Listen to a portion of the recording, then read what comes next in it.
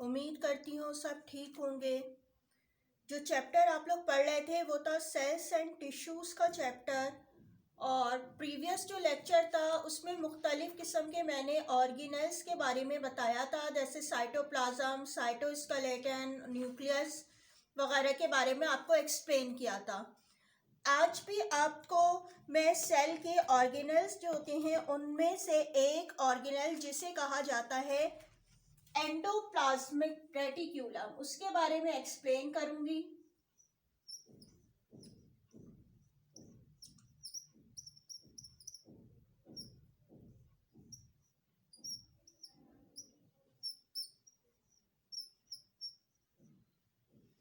ठीक है, endoplasmic reticulum जो है आपकी बुक पेज नंबर 70 पर मौजूद है।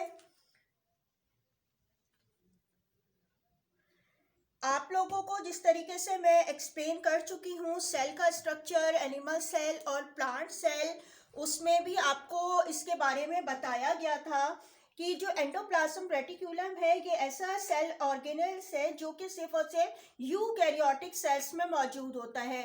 और यूकैरियोटिक क्या होते हैं ये भी आपको मैं पढ़ा चुकी हूँ कि ऐसे जो सेल्स होते हैं जिनमें न्यूक्लियस, न्यूक्लियर मेम्ब्रेन वगैरह मौजूद होती है वो यूकैरियोटिक सेल्स होते हैं और ये प्रोकैरियोटिक सेल्स में मौजूद नहीं होते हैं। अगर इनकी लोकेशन देखी जाए ये कहाँ मौजूद होते हैं तो ये साइटोप्लाज्म में मौजूद होते हैं और ये कनेक्ट होते हैं न्यूक्लियर एनवेलप से। जैसे कि अगर मैं आपको यहाँ पे डायग्राम ड्रॉ करके बताऊं सेल की, ठीक है, एनिमल सेल की अगर मैं डायग्राम ड्रॉ करूं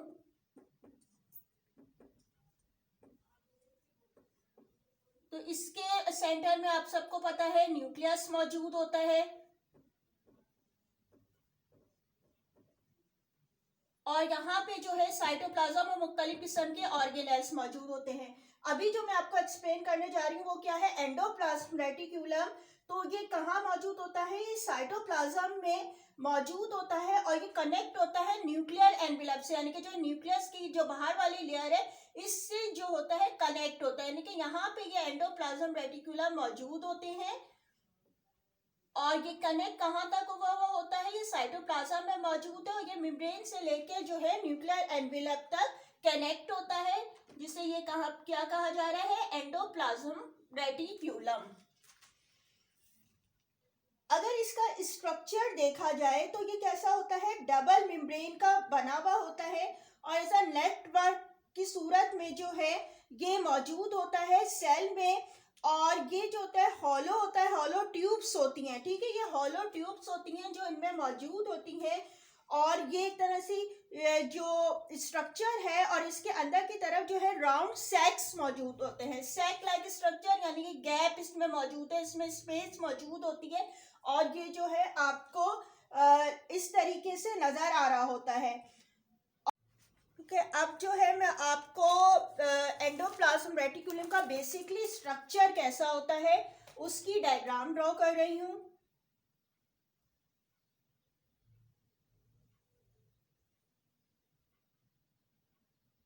ठीक है, ये डबल मेम्ब्रेन होता है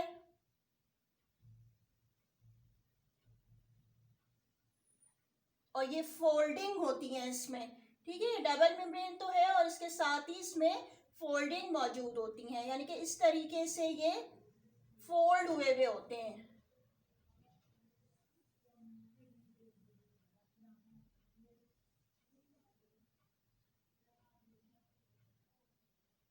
ठीक है, और पूरे ये साइटोप्लाज्म में जो होते हैं ये स्टेटोहाइलाइट में मौजूद होते हैं और ये कहाँ से, मेम्ब्रेन से लेकर जो है वो एनवेलप जो होता है न्यूक्लियर एनवेलप वहां तक जो है ये प्रेजेंट होते हैं।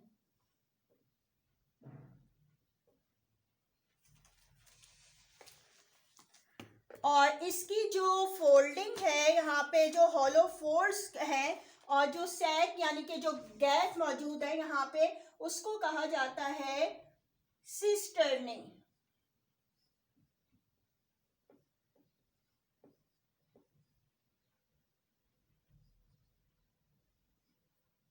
ठीक है, इसको इस गैप भी यहाँ पर कहा जाता है।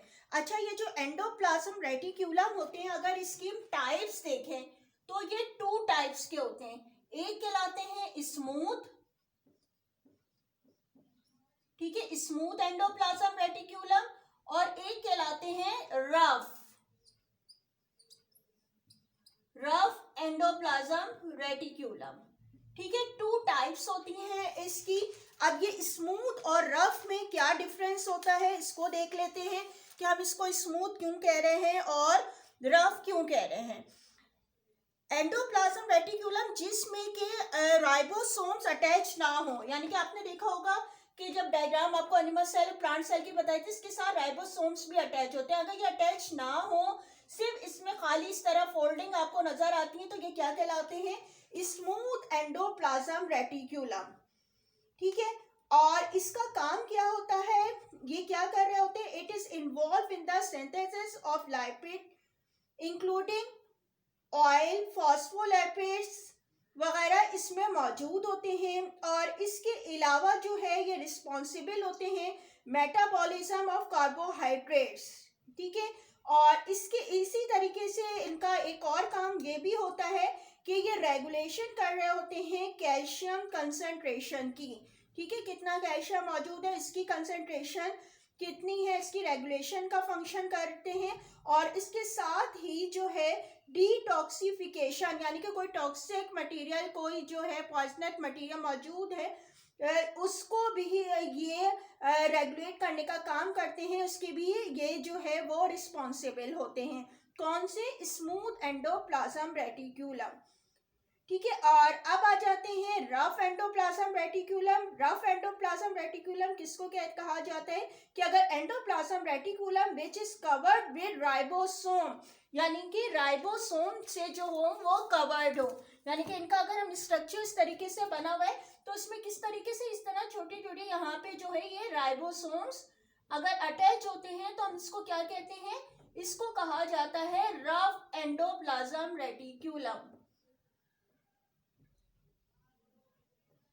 ठीक है। इस तरीके से यहाँ पे अटैच हुए हुए होते हैं। और ये राइबोसोम वैसे जो होते हैं एनिमल सेल में या प्लांट सेल में स्कैटर्ड हालत में भी मौजूद होते हैं और इसके साथ भी अटैच हुए हुए होते हैं, ठीक है। ये क्या है, राइबोसोम्स।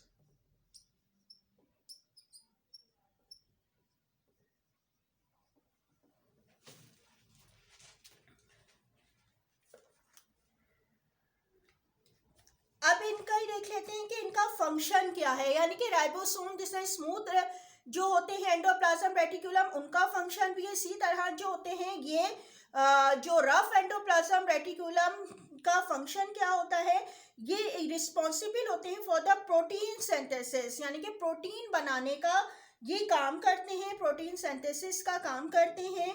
और इसके अलावा ये एक अहम इम्पॉर्टेंट रोल प्ले करते हैं मेम्ब्रेन की प्रोडक्शन में, ठीक है, मेम्ब्रेन बनाने में काम करते हैं।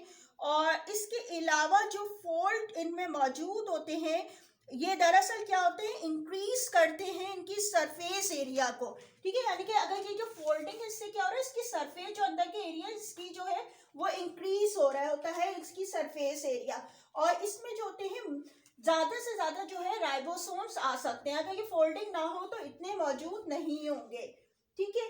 और ये जो एंडोप्लाज्म रेटिक्यूलम जो काम कर रहा होता है, बेसिकली रफ एंडोप्लाज्म रेटिक्यूलम का काम जो होता है वो प्रोटीन सिंथेसिस का काम होता है, प्रोटीन बनाने का काम करते हैं, ठीक है। और इसकी इसी तरीके से जो है ये एनिमल सेल और प्लांट सेल दोनों में ये मौजूद होते हैं और दोनों तरह के होते हैं, यानी कि स्मूथ भी मौजूद होते हैं और रफ एंडोप्लाज्म रेटिक्यूलम भी मौजूद होते हैं।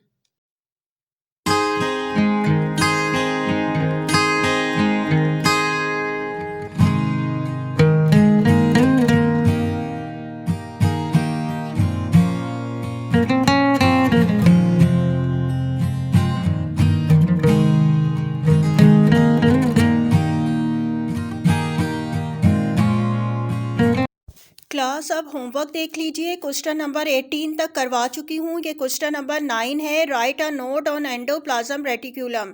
सबसे पहले सेंटर की हेडिंग डलेगी, इसको डिस्क्राइब करेंगे, इसके बाद लोकेशन को, फिर इसका स्ट्रक्चर, फिर टाइप्स, ठीक है, नंबर 1 और 2 करके इस तरह लिख दीजिएगा, स्मूथ एंडोप्लाज्म रेटिकुलम और रफ एंडोप्लाज्म रेटिकुलम। ठीक है, ये आपने इसी तरीके से करना चाहिए, डेफिनेशंस फॉर्म में नहीं है, सिर्फ एक्सप्लेन किया है। इसको इसी तरीके से सफाई से कीजिएगा, हेडिंग के बाद लाइन लीव कीजिएगा और जहाँ पे कोई पैराग्राफ एंड हो रहा है इसको ऐसे ही कीजिएगा, लिखिएगा गैप दे के, फिर एक लाइन गैप दे के फिर न्यू पैराग्राफ जब स्टार्ट करें तो इसी तरीके से आप जो है वो लिखिएगा इसको। ठीक है, ये इसका पूरा नोट मैंने आपको दिया है लिखने को। ये आप जो है इस तरीके से इसको हेडिंग वाइज लिखेंगे तो इसको ज़्यादा समझ में आ जाएगा आपका। इसके बाद जब टाइप्स ऑफ एंडोप्लाज्म रेटिकुलम की आप हेडिंग डालेंगे तो उसमें इस तरह नंबर 1 और 2 करने के बाद फिर इसके बाद आपने फर्स्ट हेडिंग जो है वो दोबारा से डालनी है। ठीक है, फर्स्ट स्मूथ एंडोप्लाज्म रेटिकुलम और फिर इसको एक्सप्लेन करना होगा। ठीक है, इस तरह से।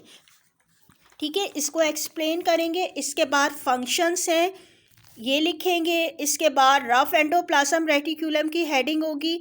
अच्छा, इसके जो फंक्शंस हैं आप देखिएगा, मैंने पॉइंट्स में नहीं यहाँ पे मेंशन किया, आप पॉइंट्स में भी कर सकते हैं इसको, ABC करके या रोमन 1 2 3 करके भी लिख दीजिएगा या इस तरीके से भी आप, लेकिन अलग अलग नज़र आएँ। ठीक है, मकसद सिर्फ यही है कि उसको जब आप लोग लिखें तो वाज़े तौर पर नज़र आए कि कितनी तरह के जो है ये फंक्शंस आपने लिखे हैं। ठीक है, फंक्शन लिखेंगे। इसी तरह फिर रफ एंडोप्लाज्म रेटिकुलम की जो है आप इसको डिस्क्राइब करेंगे। यहाँ पे जो है एंडोप्लाज्म जो है जो इसकी हेडिंग्स को एक्सप्लेन किया गया है कि वैसे डेफिनेशन फॉर्म में भी आप चाहे इन्वर्टेड कॉमास में भी लिख सकते हैं या वैसे भी लिख दें। ठीक है, दोनों तरह से हो सकती है। इसके बाद इसका फंक्शन आ गया, इसके भी 3 ही पॉइंट्स हैं।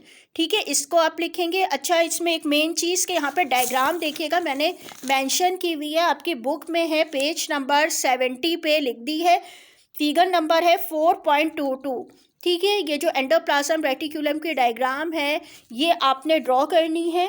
इसमें जो सेल का स्ट्रक्चर के साथ है वो नहीं करनी, सिर्फ और सिर्फ जो है एंडोप्लाज्म रेटिकुलम की जो डायग्राम है बेसिकली, ठीक है, जो एरो से शो किया गया है जो बनी हुई है वो आपने ड्रॉ करनी है, जो पर्पल कलर से, लेकिन आपने से पेंसिल से ही ड्रॉ करनी है। मैं सिर्फ मेंशन के लिए बता रही हूँ कि आपको से जिसमें राइबोसोम जो है लेबल है, सिर्फ ये वाली डायग्राम आप जो इसके एंड में ड्रॉ कर लेंगे तो ये जो है आपका जो आंसर है ये कंप्लीट हो जाएगा।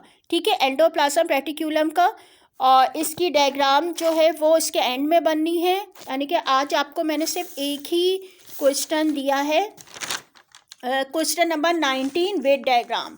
ठीक है, ये आप कंप्लीट कर लीजिएगा और इसको सफाई से काम कीजिएगा और यकीनन आप लोगों को लेक्चर समझ में आ गया होगा और उसका दिया हुआ होमवर्क भी आपको समझ में आ गया होगा।